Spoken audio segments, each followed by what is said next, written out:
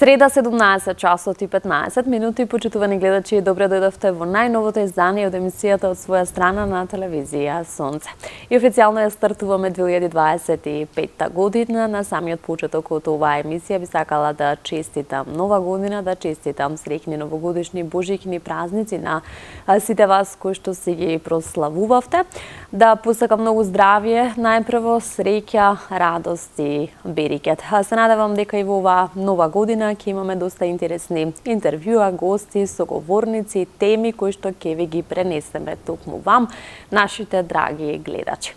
Во емисијата од своја страна, знаете, како и секогаш, продефилира многумина млади луѓе кои што работат и кои што прават нешто за себе и секако за целата околина, за општото добро, за јавниот интерес, за јавната свест. Токму оваа година решив да ја започнам со еден таков млад човек кој што е доста успешен во она кое што го работи во својата професија, да му дадам простор и можност медиумски да проговориме за тема која што не засега сите.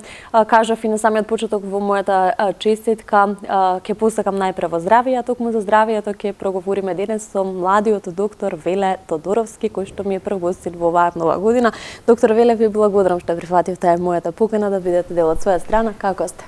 Јас сум добро во оваа 2025 година и благодарам на поканата и привилегијата да бидам во оваа година ваш прв гостин во емисијата. Ти благодарам и тебе што ја прифати мојата покана токму во оваа моја авторска емисија. Уживам да разговарам со млади успешни луѓе во својата професија и во она кое што одбрале тие да го прават и да го работат. Ние се договоривме да опфатиме теми кои што се актуелни токму за денес. Ги имаме зимските месеци кои што за жал со себе покрај убавината и снегот надвор како што е сега носат и доста вируси, настинки и грипови. Еве јас се уште оздравувам полека и се лечам од една таква настинка или вирус, па ќе проговориме малку повеќе на тие теми, но на самиот почеток јас ќе предложам да ни се представите, од каде доаѓате, каде работите и конкретно што, нели? Така, јас сум доктор Веле Тодоровски од приватна здравствена установа Доктор Сара Медикал Центар од Скопје. Значи јас работам како општ лекар, како матичен, така да секојдневно им си работам работата, им си го живеам сонот, така да тие две работи, да кажам, ми исполнуваат и би рекол дека професијата ми е и животот е професијата. Токму така, многу млад, кој што навистина си ја сака работата, колку е предизвик денес да се работи со луѓе, со пациенти, и конкретно еве сега во вакви периоди кога се некако побројно, самиот кажавте дека имате над 60 прегледи на ден, баш денес кога има нели настинки и вируси, колку е предизвик да се работи со луѓе денес? Предизвикот, нели, да се работи со луѓе, да кажам, првично доаѓа тоа што човекот е комплексно суштество, самиот човеков организам е една пандорина кутија на која што не го знаеме ние точниот одговор, така да здравјето е, да кажеме, една вечна енигма. Ние се трудиме да кажеме што е тоа совршено здравје, а се трудиме како да дојдеме до тоа совршено здравје. Така да секојдневно пробувам да си дадам јас одговор првично на себе си што е здравјето и како да дојдеме до подобро здравје, како да придонесам јас како дел од здравствениот систем во нашата држава на таа патека кон откривање на тајната на успешно здравје, односно здрави пациенти. Убаво рековте, му се верували денес на еден млад доктор од страна на Еве, конкретно на пациентот. Пациент доктор, каква е довербата? Млад доктор. Така, довербата се гради постепено. Јас кажувам многу лесно се гради, а многу лесно се руши, така да довербата, сигурноста која што има пациентот во лекарот, на некој начин треба да биде, да кажеме, взаемна. Постепно тоа е процес, така да довербата, стекнување на доверба кај пациентите е процес. Треба да се стигне одреден стадиум, односно ниво, за да имаме некоја доверба, да има тој сигурност во неговиот лекар. Токму така, вие сте матичен, општ лекар, па предпоставувам пациентите во вас гледаат и навистина сигурност и тоа треба и да им го пружи матичниот лекар. Какво искуството досега пред да ги отвориме, нели? Јас би кажала една реченица, матичниот лекар е јадрото на здравствениот систем, односно лекарот од семејната општата амбуланта, бидејќи пациент со здравствен проблем или со било која здравствена тегоба се јавува кај него прво, така да јас мислам дека тој како јадро треба да биде ценет, толку колку што се заслужува, така да јас мислам дека допрва ќе дојде времето на матичните лекари, бидејќи тие се на некој начин дел од како да се семејство со пациентот, бидејќи тие го знаат пациентот, неговото семејство, така да тоа е една многу блиска релација која што многу значи и мене многу ме исполнува секојдневно баш градењето на тој, како што кажав, процес на доверба, совршување и запознавање на моите пациенти подлабоко и подобро. Така. Сезонски грип, настинка, вируси, како да ги разграничиме сите овие состојби, што е најприсутно денес, кои се симптомите, еве се ќе оставиме од вас како стручен. Значи зимскиот период дојде, се намалија температурите, тука преовлади загадениот воздух, па така и стапката на респираторни инфекции е во пораст. Значи најчести посети во амбуланта се токму поради симптоми и знаци на респираторна инфекција. Како што кажавме, респираторните инфекции може да бидат причинети од различни причинители. Тука се бактерии, вируси, аерозагадувањето, алергиите. Значи тоа се доведува да кажеме до некои знаци и симптоми од респираторниот тракт. Најчесто причинители се од вирусно потекло, околу 90% од причинителите, па така да тука го имаме вирусот на настинка, тука го имаме сезонскиот грип, COVID-19, тука исто така имаме доста вируси кои што се циркулирале со децени, ќе си ги има, ќе си бидат присутни и нивното, да кажеме, присуство може да се докаже, може да кажеме дека тие живеат со човекот и човекот живее со нив. Бактериите исто така и тие се тука чести, така да многу тешко да се направи разлика дали е бактерија или вирус на прв поглед, нели, без дополнителни алатки, но ќе кажеме дека овој зимски период, пад на температури, собирање во поголеми групи, да кажеме, нели сега се загрева, па се седи во поголеми групи, се има веселби, тука бе новогодишните, божикните прослави, така да кажеме... Колку сето тоа има влијание, колку донесе до повеќе заболени? Донесе до поголема бројка на заболени, токму тој фактор, да кажеме, на присуство во затворени простори, непроветрување, исто така да кажеме пушењето. Колку сакаме да кажеме, има луѓе кои што нели не се пушачи, но се изложени на чадот од цигарите, така да и тоа е ризик фактор. Потоа пренесувањето на респираторните инфекции е многу лесно, значи директно, индиректно, директно кога се го пренесуваме едни на други преку тие капки кои што се пренесуваат преку зборување, кивање, кашлање, индиректно преку предмети, значи многу лесно се пренесуваат, имаат висока стапка на заразност, значи многу лесно се префрлаат од еден на друг поединец, така да многу фактори во зимскиот месец, да кажеме, го олеснуваат ширењето на респираторните инфекции во популацијата. Споменавме сезонски грип, овде ќе ги споменеме и вакцините и нивната важност, колку од луѓето се свесни за значењето и за превенцијата од страна на вакцината. Така, значи вакцинацијата против сезонски грип беше актуелна во ноември месец за пациентите, така да беа опфатени ризичните групи, како што секогаш напоменуваме, тука се над 65 години возрастните пациенти над 65 години, потоа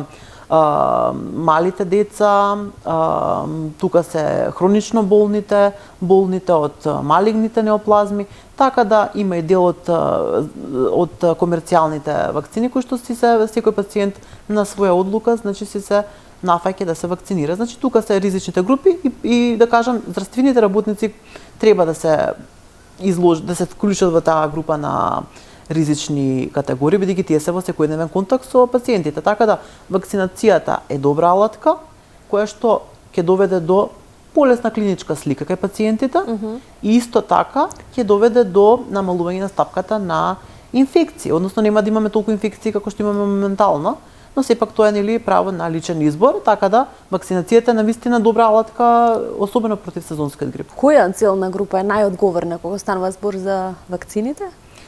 Целна група, значи, како што кажавме, над 65 години. Значи, кај нив морбидитетот и морталитетот се највисоки, така да стапката, значи најризична група се тие, сакам да кажам, во смисла на здобивање на тешка форма на инфекција. Така да, хронично болните, значи тука се пациентите со хронични заболувања, пациентите кои што имаат малигни неоплазми, односно заболени од карцином, Така, бремените жени, пациентите со автоимуни заболувања. Така. Од друга страна знаеме дека и поголемиот дел од луѓето заболени дали од грип, дали од настинка или друго вирусно заболување и умеат и дома да се лечат, па на своја рака можеби да земат и дел од некој антибиотик и некој друг лек. Што ќе порачате по повод на таквото самоволно лекување во домашни услови? Значи, антибиотиците се лекови од групата на антимикробни препарати кои што се користат при третирање на бактериски инфекции. Самиот лек делува против бактериските инфекции, односно има бактерицидно дејство да го отстрани бактерискиот причинител на заболување. Антибиотици на своја рака, мислам, знаеме дека тоа е широко распространето во здравствената култура на нашето население. Тоа не е проблем од денес, тоа е проблем кој што се провлекува низ годините, така да пациентите многу често знаат на своја рака да се земаат антибиотик, кој што води подоцна нели доколку не е бактериско заболување, намалување на имунитет, потоа страда тука и дигестивниот систем, односно цревата, баш настанува да кажеме невравнотеженост помеѓу добрите и лошите бактерии. Добрите бактерии се тие кои што ни помагаат во варењето на храната, потоа тие се важни за имуниот одговор кај секој поединец, важни се за доста процеси во телото, така да се уништува еден важен орган, микробиомот, кој што е сместен во цревата, кој што веќе му се дава големо значење во светската, да кажам, истражувачка медицина, така да многу се поголеми штетите од земањето на антибиотици на своја рака, отколку бенефитот. Сакам да кажам, антибиотиците имаат широк спектар на дејство, поголемиот број кој што ги земат пациентите, така да ги офаќате овие добри бактерии и си прават на некој начин штета самите на себе. Што ги советувате најчесто вашите пациенти во фазата на лекување? Така, матичниот лекар си ги знае пациентите, да кажеме, многу блиску, многу добро и многу знае каков начин на однесување има кон себе, кон своето здравје. Лекарот тука е да даде совет, бидејќи кога ќе дојде пациентот, ние првично правиме преглед, земаме анамнеза, правиме преглед и подоцна доколку има индикација, нели си го праќаме на лабораториски анализи, на дополнителни исследувања. Антибиотикот во првите денови на инфекцијата не би ни требал да се препишува, бидејќи треба да се остави организмот сам да се избори. Покачената телесна температура не мора да е знак дека имаме бактериска инфекција. Може да е знак дека телото се бори со вирусен патоген. Така да, мој совет е да се почне прво симптоматска терапија, витамини, мирување, доволно земање на течности, потоа доколку имаме симптоми на затнат нос, да се земе некој препарат кој што ќе ослободи тоа чувство на затнатост, доколку имаме грлоболка, да се земе топол чај, топли напитоци. Значи, има толку многу начини да се решиме ние од некој вирусен инфект. Треба време и мирување и течности, доволно витамини. Значи, организмот треба да се припрема однапред за, да кажам, средба на самиот организам со патогените, дали е тоа вирус или бактерија. Значи, работа на себе, односно работа на своето здравје. Каква е одговорноста на пациентите? Еве, најчесто во која фаза од вирусот доаѓаат на преглед? Дали тоа е на почетокот или малку во онаа подоцнежна фаза, па може да се случат и компликации, може да дојде до пневмонија, исто така да споменеме. Постојат и такви случаи, сигурно. Така, значи, горно-респираторните инфекции, како што кажав, започнуваат со едно течење на нос, односно медицински кажано ринит, воспаление на носната слузница, потоа тука многу често, како што знае народот да каже, настинка, односно симптоми и од нос и од грло, односно ринофарингит, тука е воспалението на синусите, синузитот. Значи, тоа може да биде предизвикано и од бактерија, од вирус, но како што кажа во почетокот, 90% од респираторните инфекции да се од вирусно потекло. И така да пациентите доаѓаат во различен стадиум од заболувањето. Многу често на своја рака ќе си започнат лекување дома, како што кажате, со антибиотик, па ќе видат дека нема подобрување и чисто ќе дојдат, значи ќе направиме аскултација на дишните патишта, ќе направиме на еден разговор и ќе дадеме совет, доколку нели дојде до тој стадиум што кажавме пневмонија, односно воспаление на белодробните крила, во тој случај веќе имаме, да кажеме, сериозна компликација. Тоа во многу ретки случаи настанува, особено кај малите деца може да настане доколку имаме нетретирана горно-респираторна инфекција. Значи, компликација на нелекувана горно-респираторна инфекција може да биде пневмонија, односно бронхит, пневмонија, кои што треба да се докажат нели со дополнителни алатки, рентген и лабораторија, односно преку одредени маркери во крвта. Така. А сведоци сме на низа протести кои што се одржаа во главниот град по повод аерозагадувањето, колку загадениот воздух и како влијае најчесто врз нашето здравје за жал. Така, загадениот воздух знаеме дека е ризик фактор за многу аспекти на здравјето, не само за респираторното стебло, односно за дишните патишта. Значи тоа придонесува за компликации на веќе постоечки болести, за влошување на хроничните заболувања, за појава на некои нови заболувања кои што пациентот можеби имал генетска основа, но тие сега се јавени порано поради токму штетното дејство на загадениот воздух. Значи делува на сите системи, делува на секој аспект од здравјето, делува кај малите деца, делува кај бремените жени, делува кај, сакам да кажам, возрастната популација. Ние придонесуваме за него, така да може да кажеме и самата промена на животниот стил, користењето на возила, едно семејство има 4 до 5 автомобили, мислам сите веќе заборавивме велосипеди да користиме. Так. Значи животниот стил на луѓето, самиот град, односно политика на градот, самата инфраструктура, значи нема струјање на воздухот, сето тоа доведува до компликации загадениот воздух и затоа ние сме сведоци во овој период на енормно загадување и на рангирањето на Скопје меѓу најзагадените градови во светот.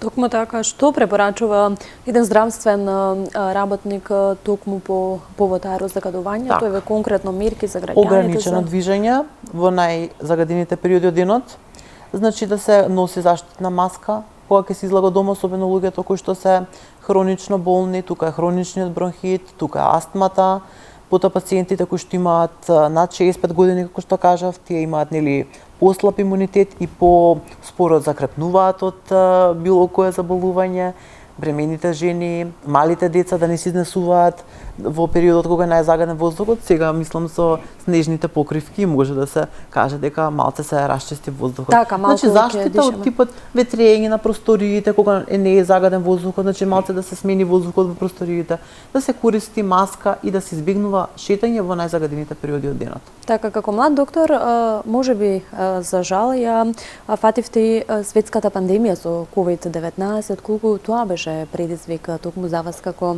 млад човек, професионалец во својата работа, како се справивте со тој вирус?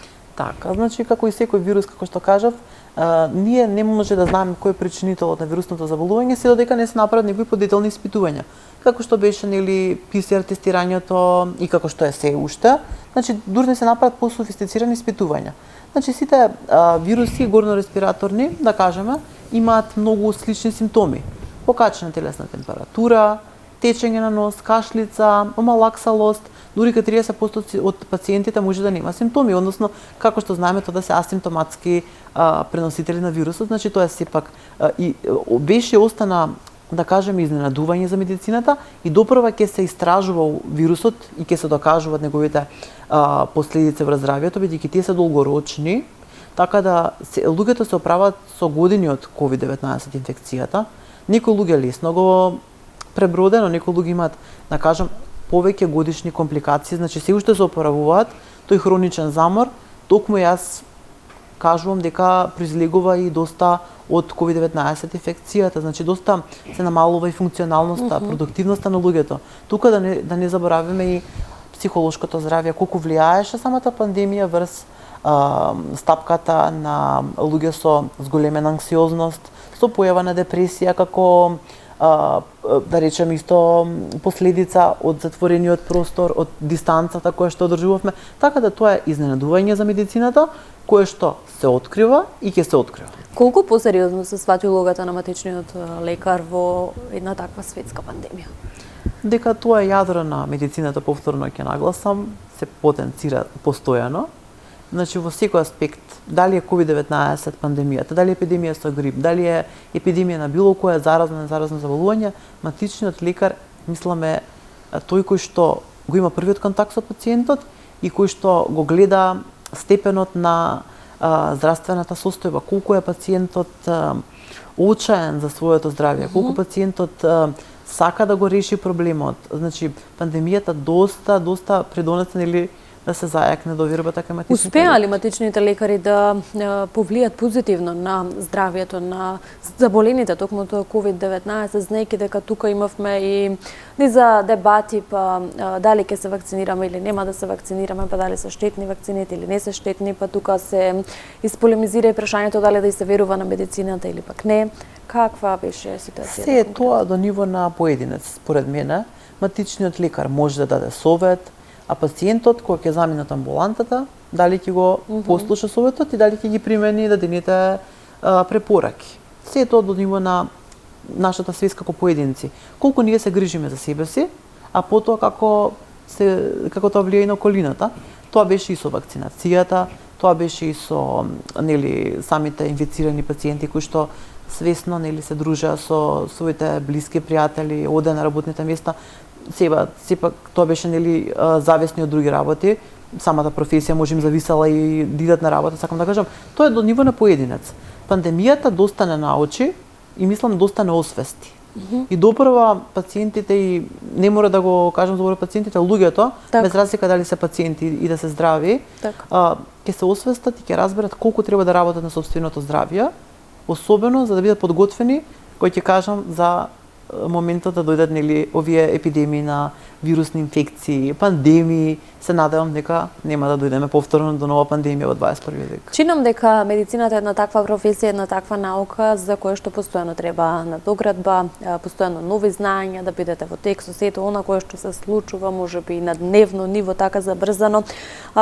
Колку и каков беше предизвикот да се студира токму на медицина, знаејќи дека тука и влогот од слободното време, од жртвата која што ја дава еден млад човек за да го постигне она за кое што сонувал.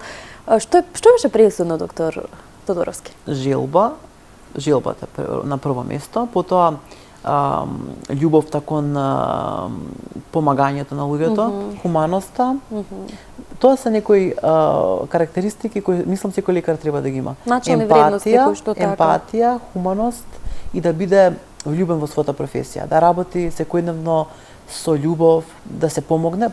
Јас од хуманоста, како што самата професија налага да се помогне на тој што има потреба. Така. Значи, континуираност во едукацијата, постојано треба да се биде ориентиран кон стекнување новите знаења, постојано да се надоградува еден млад лекар, не само млад лекар, било кој лекар, зборувам, тоа е клучно, да се има постојано освежување на знаењата, да се следат светските извори во медицината, значи најновите достигнувања, да се биде ажуриран со нови информации. Го препознават ли тоа пациентите? Има, јас го гледам делот кој што го препознава. Секогаш има и оние кои што го прифаќаат лекарот и кои што не го прифаќаат. Јас генерално гледам тие што го ценат тоа. И тие ми се мотивација да бидам уште подобар и уште поуспешен. Нема да ве прашам за крајна цел, ќе ве прашам за некоја следна цел во вашата професија, можеби спремате специјализација. Така, јас моментално, значи, сум ориентирана на работата. Така. Во однос на мојата цел, сакам колку што може повеќе да придонесам за освестување на луѓето за нивното здравје, значи да направиме една здравствена едукација на населението, подигање на здравствената култура на повисоко ниво и да се дојде до степен да некои работи се искоренат, токму што ги спомнавме во емисијата, значи се дека поаѓа од информираноста на населението, од вистинските извори, така да доста широки се моите цели и за 25 и за иднина, така да се надевам дека ќе бидат реализирани. Јас ви посакувам искрено од срце да биде се реализирано и во најдобар ред. Каква е важноста која што им ја даваме на младите лекари, на специјализантите, на сите оние кои што се одлучиле да го работат ова, конкретно и од пациентите, меѓутоа и од институциите, од оние кои што треба да да ги видат овие луѓе и да се грижат за нив, конкретно за платена професија, за сето она за кое што се зборува во последниот период, токму од специјализантите, конкретно. Така, мислам новините се од мој аспект да зборувам, така да покачување мислам на финансиите. Ќе одиме ли на подобро? Ќе одиме на подобро, јас сум оптимист, така да чувствувам дека ќе се променат работите, ќе се воведат можеби како што се најавува таа електронска рецепта, ќе се исфрли хартијата од употреба. значи ќе се покачат самите капитации за матичните лекари. Значи тоа се си стимулуси да бидат подобри и да се грижат многу повеќе за своите пациенти. Лекарот треба да се цени, треба да се вложува во младите лекари, треба да се вложува во нивната едукација, треба да се вложува во многу за да останат тие во државата. За да останат и да ни работат токму овде, за да имаме многу специјалисти, да имаме доволно лекари од секоја област и да имаме матични лекари. Токму така. Кои што ни се навистина првично најпотребни. Покрај медицината која што си го бара, нели, своето најпотребно време на светот, што друго го исполнува вашето време, кое е доктор Веле Тодоровски во приватното време, како најчесто се полнат батериите, тоа сакам да ве прашам. Прошетки во природа, читање на добра книга, која што малце ќе го опушти мозокот. Од сите оние стручни медицински термини. Дружба со пријателите, патувања, но јас би рекол природата, тоа е најдобрата терапија за мене, како поединец. И за здравјето наше. Така, и за здравјето и движење. Јас доста практикувам да се движам, така да би рекол движење, природа и книги. Така, одлично, се она кое што навистина го сака секој млад човек. При самиот крај на нашите интервјуи, нашата емисија, јас овде сакам да ги поздравам моите пријатели од Smart Service. Тоа се едни прекрасни млади дечки кои што поправаат и продаваат во нивниот сервис мобилни телефони, секако вид на мобилни телефони. За секој мој гостин во емисијата од своја страна тие доделуваат вредносен ваучер од 500 денари, се наоѓаат во трговскиот центар во Лисиче, во населбата Аеродром во Скопје. Можете да си го искористите кога и да посакате. Овој вредносен ваучер е токму за вас. Ова и ќе ви се заблагодарам што одвоивте време, дел од вашето скапоцено време, навистина во овој ете така турбулентен период за здравството во овие зимски месеци. Јас пред да ја одјавим емисијата ќе посакам уште еднаш да дадеме некој совет токму за сите оние кои што ќе го погледнат интервјуто за време на вирусите, настинките, сезонскиот грип, што ќе ги посоветуваме нашите гледачи. Така, да избегнуваат, значи, големи групи на луѓе, да си ги проветруваат просториите во домот, потоа, значи, да се избегнува контакт со здрави поединци доколку се со симптоми на некоја респираторна инфекција од типот течење на нос, кашлица, потоа да се движат во природа, значи да земаат редовно витамини, колку што можат повеќе да си го одржуваат здравјето и имунитетот во нагорна линија. Значи тоа отприлика совети кои што јас би можел да ги кажам. Значи тоа се, мислам, заштитна маска доколку се болни. Генерално имунитетот се гради постојано, така да јас би рекол секој од нас веќе е доволно едуциран како да се го зачува своето здравје. Доктор Веле, ви благодарам уште еднаш за одвоеното време и за овој корисен разговор. Ќе посакам успех во работата, ќе посакам успех во амбициите и секако да се видиме повторно на некои нови теми. Така е, почитувани гледачи, овде и вам ќе ви се заблагодарам. Се надевам дека со доктор Тодоровски отворивме убави теми, помалку убави теми, меѓутоа важни теми секако на крајот од денот. Се надевам дека овие совети добро ќе ви дојдат за зимските месеци. И се надевам дека со овие 30 на минути успеавме исто така да го задржиме вашето внимание. Јас овде ви најавувам наша наредна средба за една седмица од сега. До тогаш останува да ве поздравам и да посакам да го чувате собственото здравје. Thank you.